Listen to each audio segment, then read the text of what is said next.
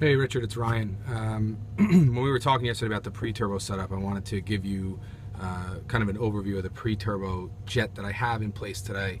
When we were talking yesterday, you mentioned that, or you asked if the turbo face was open and we can get that compressor wheel on it.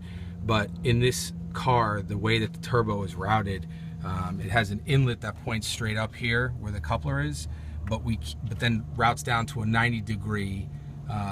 Basically coming straight across this, this back firewall.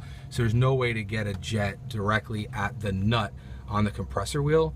So what I've done is installed the pre-turbo jet right after the filter. So there's the filter, this is the mat housing, and then right at the end of the 90-degree, I have the aluminum weld bung in place, which I installed the new elongated nozzle so it comes out farther past the back side of the bung and then has hopefully a better spray pattern.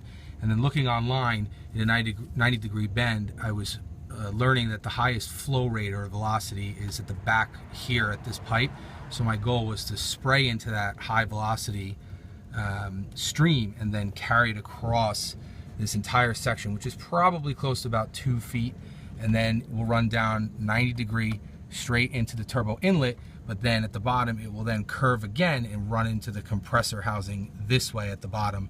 So total travel is probably about, I want to say maybe about 2 feet across.